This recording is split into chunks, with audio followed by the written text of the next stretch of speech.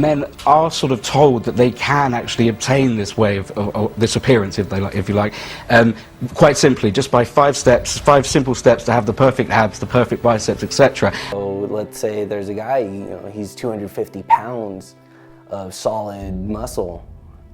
He looks at a guy next to him. That guy's 280 pounds of solid muscle. He's gonna look at himself like, I'm not big enough. That guy's bigger, I want more. You could be the biggest guy in the competition, you could be the biggest guy in the world, it's still not gonna be enough, because you're gonna want more. It's about pushing yourself for more. You always want more.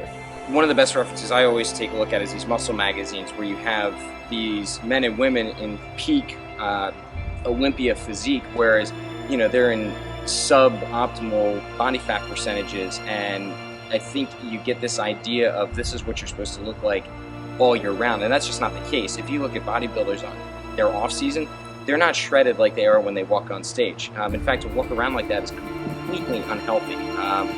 Usually with men, hanging around an 8 to 10% body fat range, and even up to 15% is still healthy, and you'll be fine. It's just you get blasted constantly with this, well, not only do I have to have a six-pack, but it better be cut.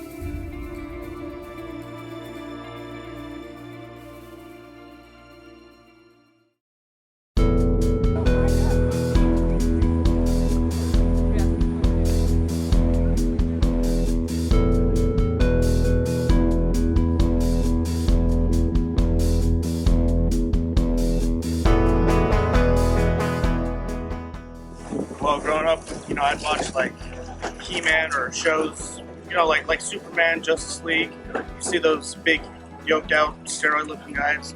I used to think that was natural, and that's what I wanted to achieve. I think they expect people to be more muscular than average or normal. Looking good, so that everything looks good. So not have tiny legs and just that body, so that everything is in the right shape. Mm-hmm. Yeah.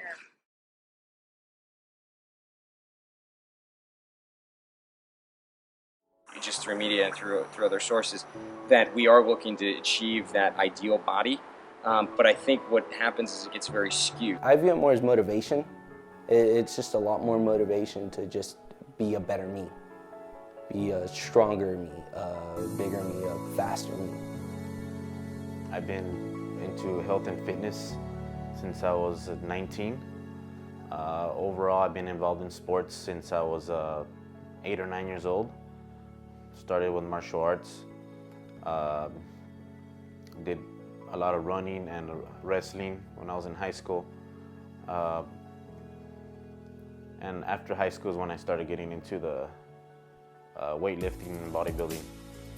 One of my heroes was Bruce Lee.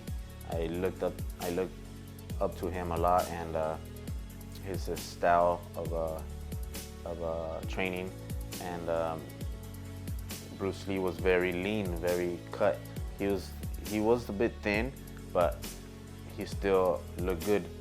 He was very defined, and I wanted to look like that when I was older. I remember when I was a kid in the 80s,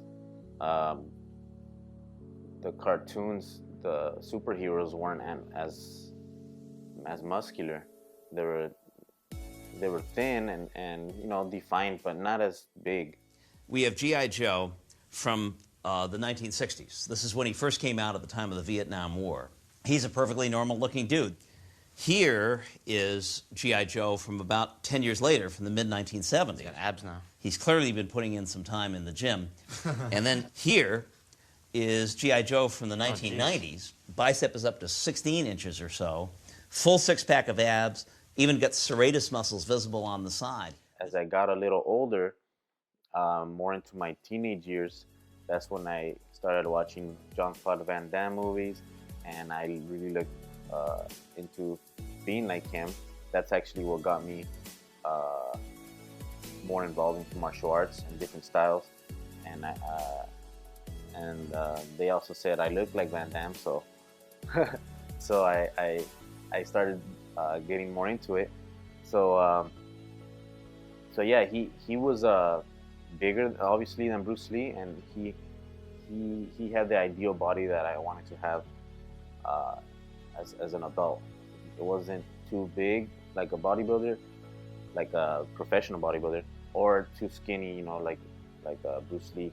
He was well liked by the ladies, and I wanted to be like him.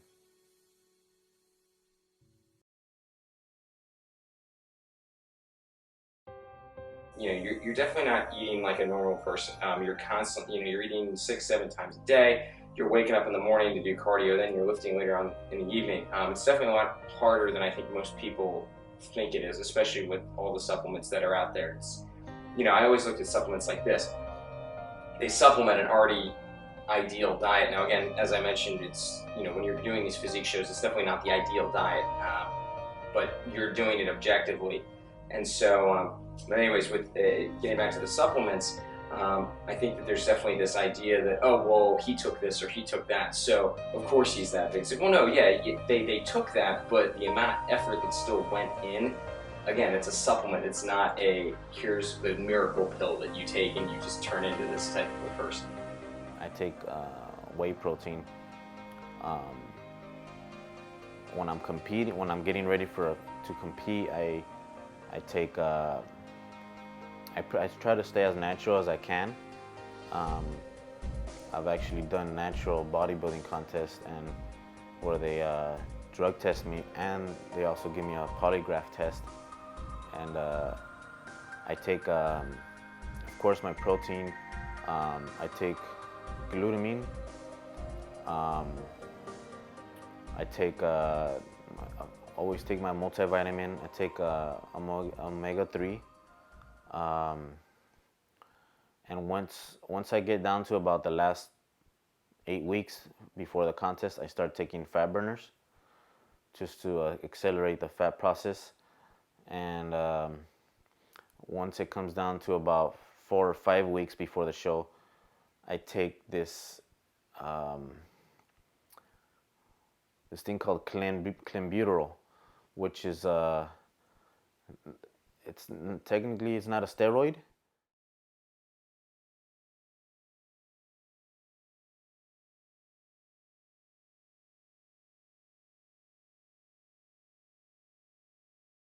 Yes, I have no problem with it. Like, I've thought about it before. I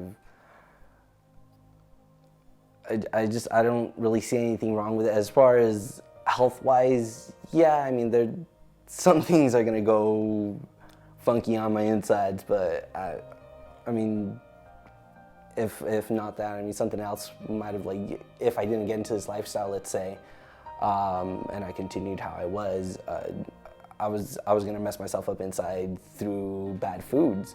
I mean, the way I justify it is kind of a healthier way, not really, but kind of. But I mean, I would cross that line. I've thought about it, and I mean, to me, it's worth it. The techniques that male bodybuilders use sound almost exactly like techniques that our eating disorder patients use, and so as an eating disorder therapist, I would certainly say don't do it. That's not going to possibly lead to any healthy outcome. And if you are somebody who's predisposed at all to an eating disorder, and then you get into a sport that encourages those techniques, then it only stands to reason that you're going to get to a point of using them in a way that is not healthy. I wanted to take steroids at one point, and all my friends were doing it.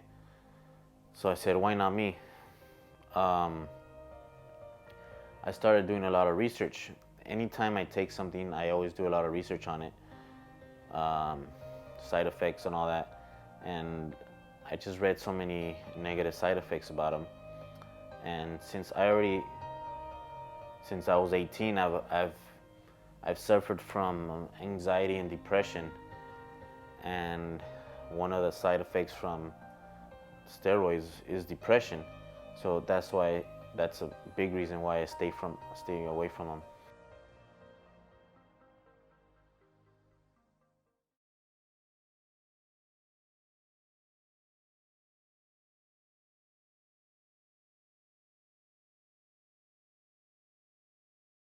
People don't choose to have an eating disorder. And whether they're women or men, they don't choose to have an eating disorder. But then there's the added layer of shame that women don't experience, which is that it is a woman's disorder. So it somehow is more normal for a woman to have an eating disorder than for a man to have an eating disorder. Part of that is because society, I think, focuses more on looks and low weight for women than they do for men. So if a man then focuses on that, it's kind of like, from a societal perspective, why are you so focused on this? Whereas for women, it's like, oh, well, of course you want to look thin because that's how the models in the magazines look.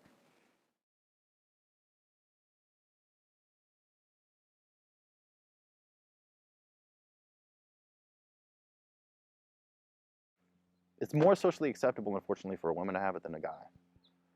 Because throughout our media-driven history in this world, there's been more an emphasis, like media-wise, on women being thin or having the perfect shape.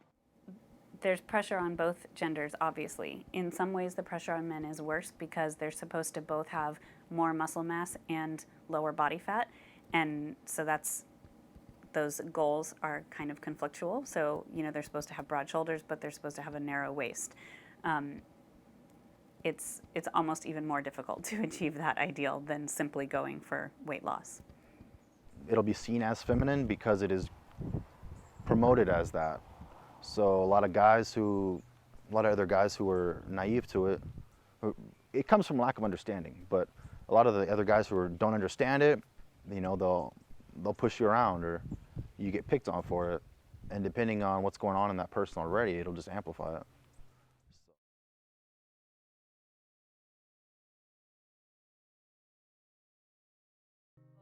Eating disorders are caused by a complex array of factors, and people have to have certain predisposition in order to develop an eating disorder. And I think that there's the common conception that media or society causes eating disorders by pressuring people to diet or be thin or look a certain way, and that is certainly part of it, and that's what will trigger eating disorders in people who have that predisposition. And by predisposition, I mean that they neurobiologically have certain traits of anxiety, high error detection, difficulty set shifting, tendency towards perfectionism, and when they go on a diet or are exposed to those media influences, an eating disorder can be triggered with them.